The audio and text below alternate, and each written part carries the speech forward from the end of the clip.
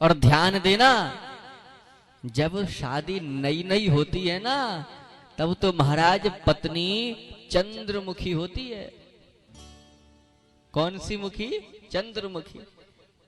लेकिन जब थोड़ा थोड़ा लड़ाई झगड़ा चालू होने लग जाए, तब धीरे धीरे वही चंद्रमुखी सूरजमुखी बन जाती है।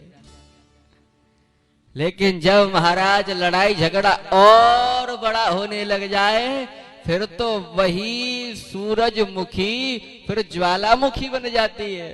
बोलो हर हर महादेव।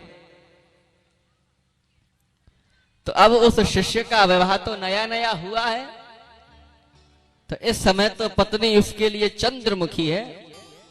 अब तो हर समय पत्नी के ही गुण गाता।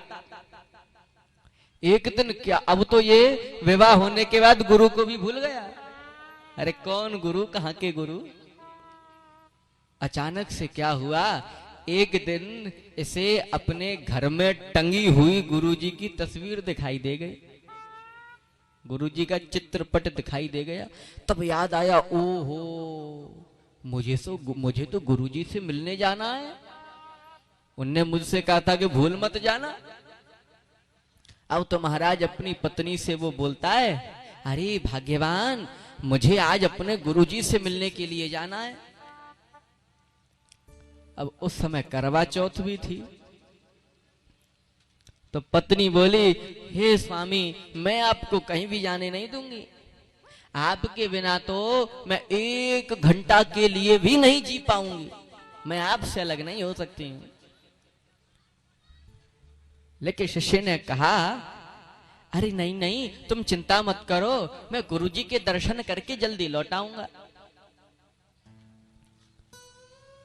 तब पत्नी ने कहा, ठीक है, अगर आज रात होने से पहले पहले आ जाओ तो फिर चले जाओ, क्योंकि आज करवा चौथ भी है, तो मैं व्रत भी आपका ही चेहरा देख करके तोड़ूंगी।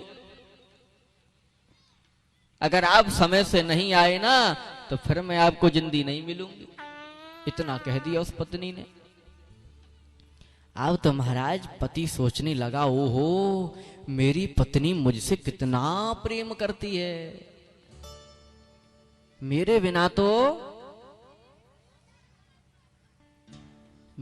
तो एक रात्रि भी नहीं बिता सकती, मेरे बिना 1 घंटा भी नहीं रुक सकती है। अब तो महाराज वो पति अपनी पत्नी को समझा बुझा करके गुरुजी से मिलने चला गया। अब गुरुजी के पास जब वो गया तो गुरुजी को प्रणाम किया। और गुरुजी ने पूछा, अरे भाई घर गृहस्थी कैसी चल रही है, सब ठीक ठाक है?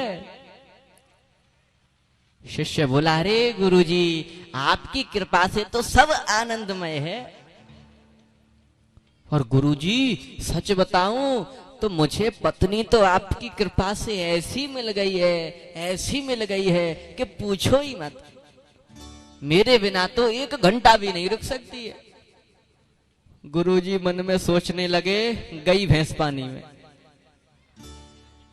महाराज ये चेला तो अब पत्नी के ही गुण गाने लगा। अब क्या हुआ,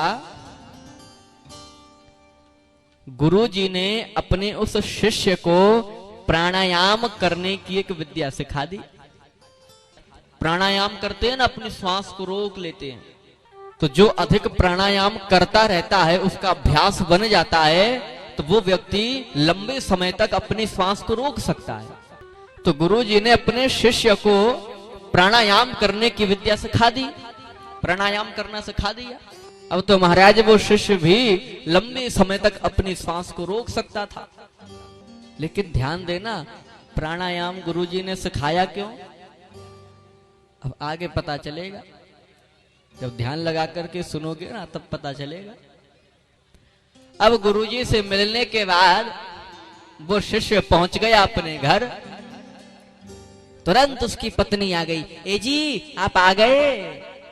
ए जी एक बात बताओ, गुरुजी ने मेरे बारे में क्या कहा, मेरे बारे में गुरुजी कुछ बोले? शिष्य ने कहा, री भाग्यवान, गुरुजी तो बड़े प्रसन्न हो रहे थे, गुरुजी ने तो ये कहा है आज मेरी तरफ से घर में प्रसन्न होकर के खूब खीर और मालपुआ बनाना। इतना सुनते ही तो महाराज पत्नी गदगद हो गई, बड़ी प्रसन्न हो गई। अच्छा ऐसा कहा गुरुजी ने मेरे बारे में। ए जी एक बात कहूं, आपके गुरुजी तो बड़े अच्छे हैं, आओ तो मैं भी आपके गुरुजी के दर्शन करने चलूंगी आपके साथ में। शिष्य बोला पहले खीर और मालपुआ तो बना लो।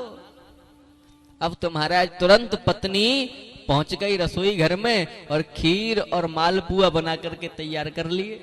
शिष्य पलंग पर लेटा हुआ था। खीर मालपुआ जब बन गए, पत्नी लेकर के आई तो देखा कि उसका पति पलंग पर लेट गया और उसने अपनी श्वास रोक ली। प्राणायाम जो गुरुजी ने सिखाया ना, उसका प्रयोग किया उसने, अपनी श्वास रोक ली। अब कोई व्यक्ति अपनी श्वास रोक ले तो महाराज उसकी श्वास चलती नहीं है, ऐसा लगता है ये मर गया। तो पत्नी आई, उसने सोचा लगता है थक गए हैं तो सो गए हैं। उसने जगाया, ए जी उठिए, मैं खीर और मालपुआ ले आई हूं गुरुजी, ए जी उठिए। लेकिन पति तो नहीं उठा, वो तो श्वास रोक करके बिल्कुल लेटा हुआ है। अब पत्नी ने ये देखा कि इसकी श्वास चल रही है कि नहीं। अब सांस देखी तो वो तो रुकी पड़ी है। अब पत्नी ने सोचा ओहो लगता है ये तो चले गए। बोला हर हर महादेव। पत्नी सोचने लगी अब क्या करूं, अगर अब मैंने यहां पर रोना धोना चालू कर दिया तो महाराज रोने की आवाज सुन के पड़ोसियों की भीड़ लग जाएगी, और एक बार अगर पड़ोसी आ गए तो फिर तो भीड़ समाप्त होगी ही नहीं। और जो मैंने ये मालपुआ और खीर बनाए हैं ना, ये खराब हो जाएंगे। अब क्या करूं। पत्नी ने सोचा अकेली तो मैं खा नहीं पाऊंगी एक साथ, क्या करूं मैं। फिर सोचा ओहो ये जो मालपुआ हैं ये तो 2-4 दिनों तक चल जाएंगे, खराब नहीं होंगे, लेकिन खीर जल्दी खराब हो जाएगी।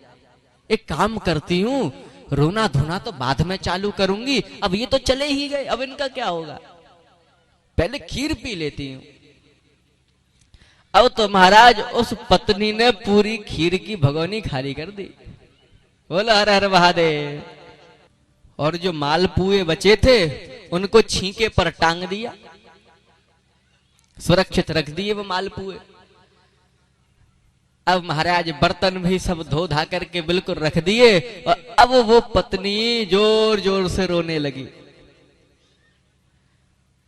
अब उसके रोने धोने की आवाज को सुनकर के पड़ोसी भी दौड़े दौड़े आ गए। अरे कहाँ है गयो बहना, कहाँ है गयो, क्या बात है।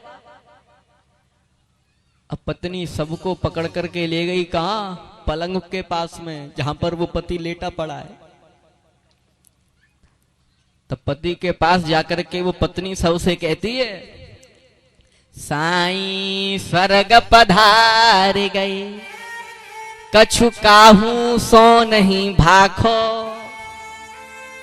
भाखो माने कहो, यानी मेरे पति स्वर्ग में चले गए और किसी से कुछ कह करके भी नहीं गए।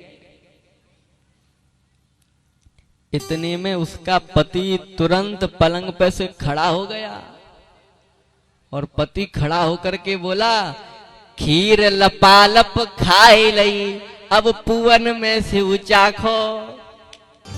पति ने कहा, तू जब खीर खा रही थी ना, मैं सब देख रहा था, तो पुए क्यों छोड़ दिए, उन्हें भी खा ले। अब तो महाराज उस पति को घर से वैराग्य हो गया। पति ने सोचा गुरुजी बिल्कुल सही कहते थे, ये संसार तो केवल दिखावा है। तो मेरा कहने का मतलब ये है कि हमें ये जो शरीर मिला है ना, इस शरीर से अच्छे काम कर लो, क्योंकि मरना तो एक दिन सबको है ही। आज नहीं तो कल, कल नहीं तो 10 साल बाद कभी तो मरोगे। तो हम अच्छे कार्य करके मरें, क्योंकि एक ना एक दिन इस शरीर को माटी में तो मिलना ही है।